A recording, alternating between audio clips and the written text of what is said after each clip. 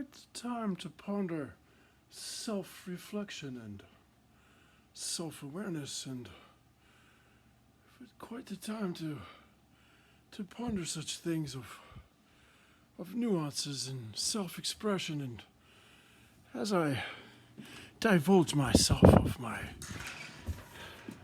earthly pleasures and otherworldly interests, I've discovered that my life, or much of it, was put into this bag.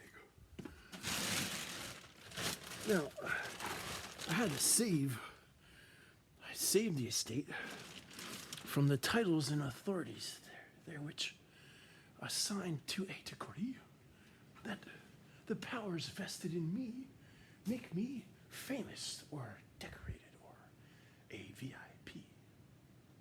Now,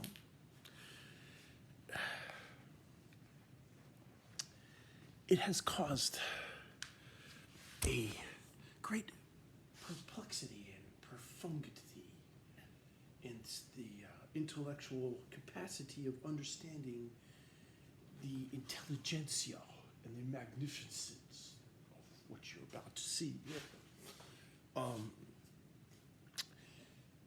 I feel like my sibling was,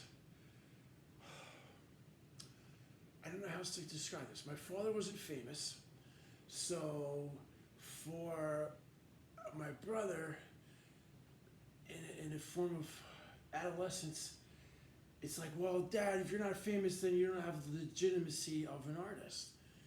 And he struggled with that, this whole notion of fame, importance, the uniform, success, and money. And the reality is that fame is a bullshit trip. Okay. The reality is most artists do get famous from making their paintings after they're dead. And a lot of folks never understood my father's art. It was just way over their heads. And a lot of his peers and contemporaries were intimidated by that. And just because he didn't get famous, and just because he spoke truth to power, and didn't want to be put in a box and labeled as a hippie or a cop-out from the beat generation. Didn't want to be even identified with the beatniks, listening to jazz and bebop, smoking pot and all that. And I used to ask him, I asked him about this. He said, yeah, I did all that. And then he had health problems, and didn't get famous. And my brother, having been going forth to Germany, and you see all this shit, we're very well educated people, and to see the money and the things that we saw and the fame, and then to have someone with a little badge, hey man, fuck you, it's like all of a sudden there's like a power thing with fame and money, and that doesn't make the art more legitimate in any way. It's actual all bullshit.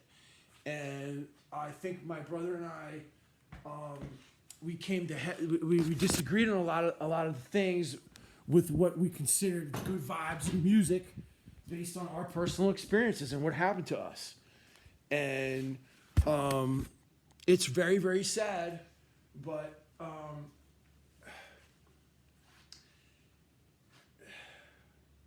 the reality is, you know what?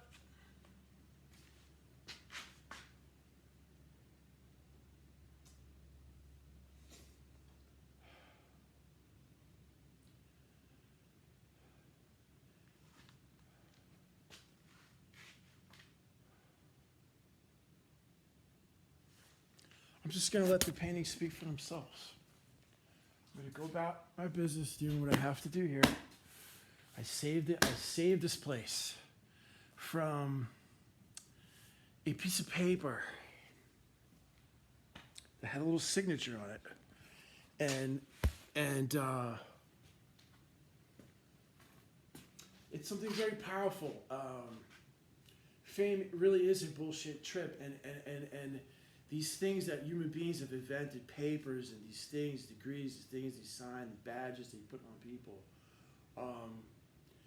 There are a few things that are really stood the test of time, and that's love, perseverance, and these paintings.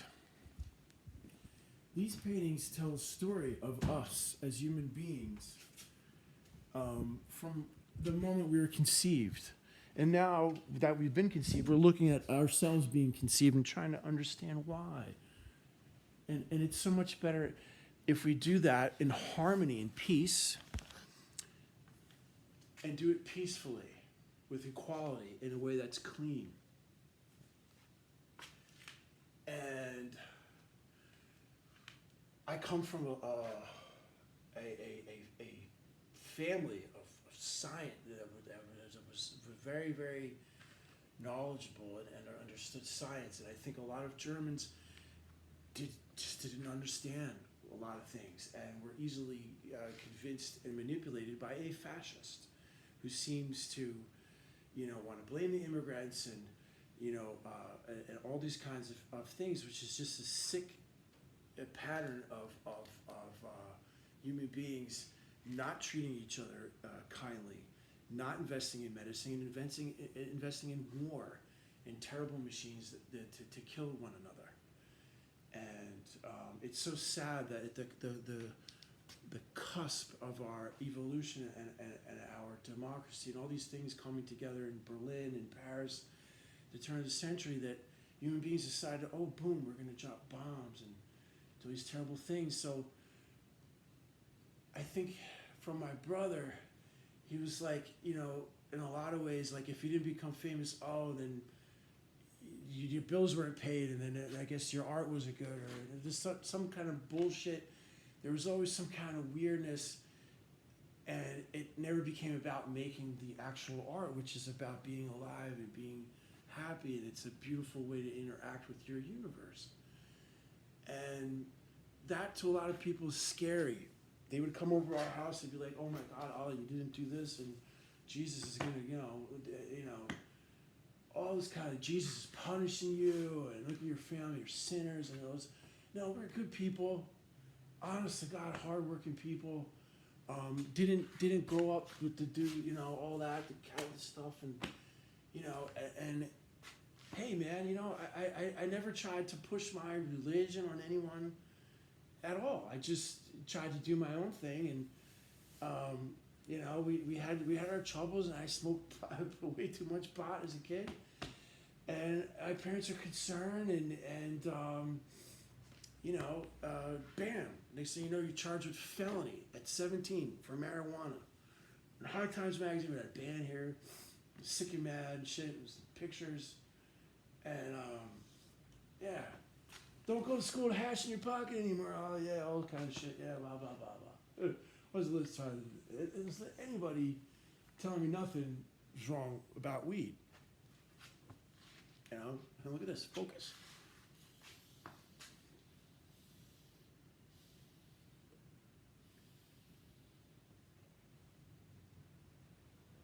I really can't think about a bad thing that I just did to my body, man. It really harmed my lungs, it really fucked me up.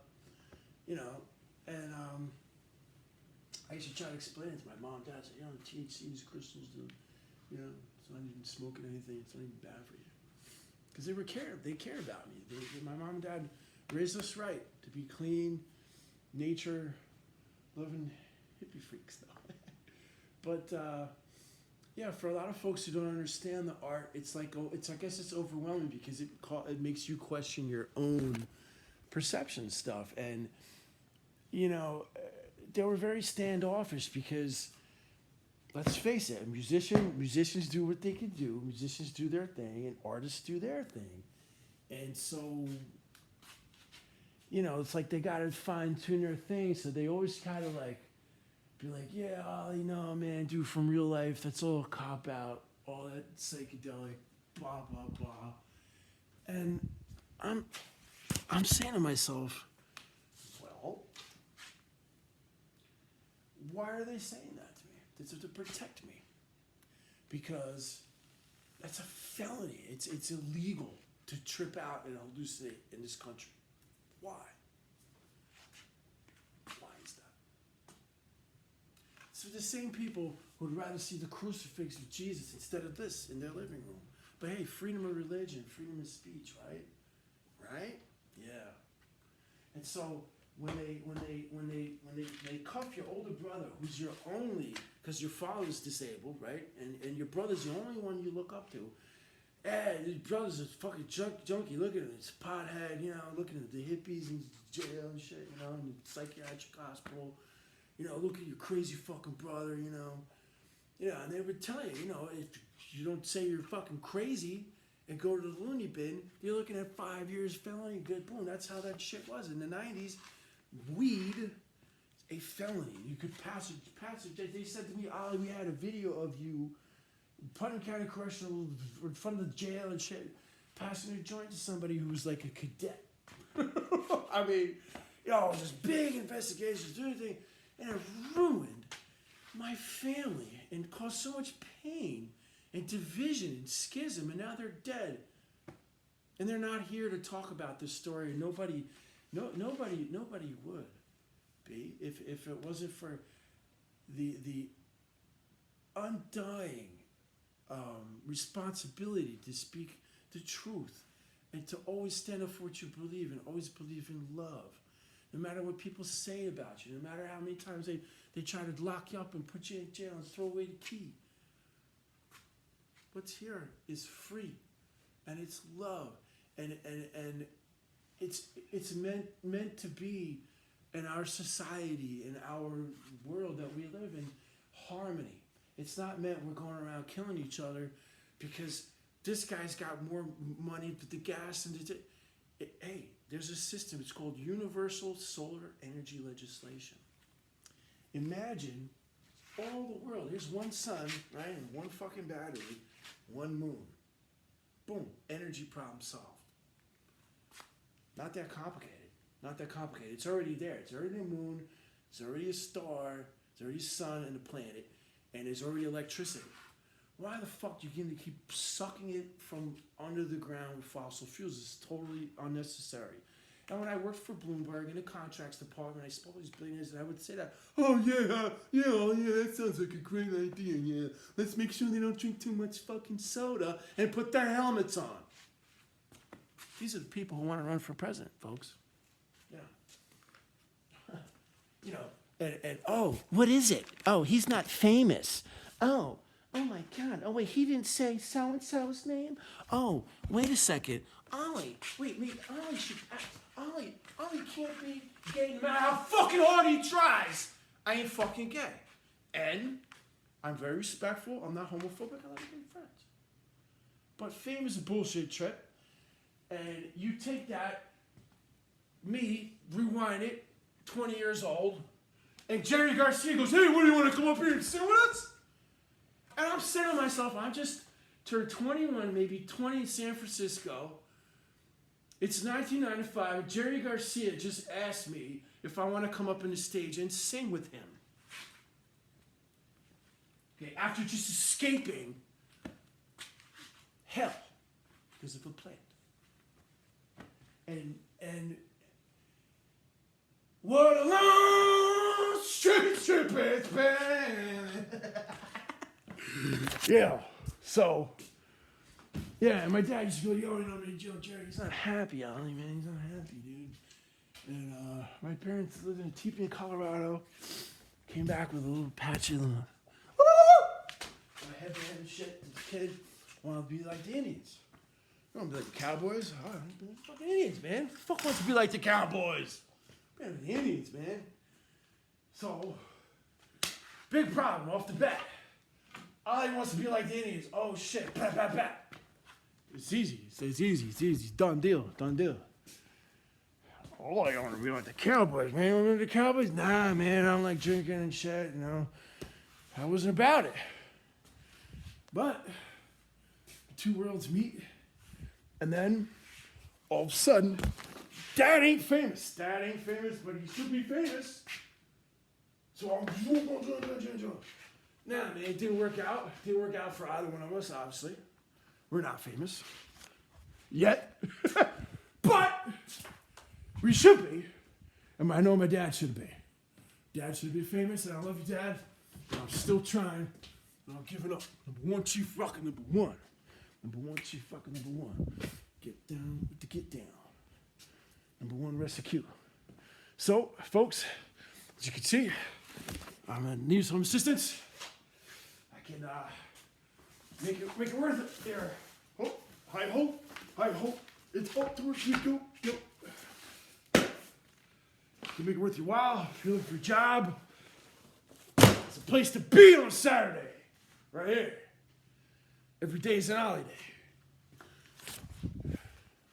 Every day. Every day. It's just another day. And every day is a holiday. One way or another. That's what I say. Hey, hey, hey, hey, hey, hey, hey, hey, hey, hey. Hey, hey, hey, hey, hey, hey, hey, hey, hey, hey, hey, hey, hey.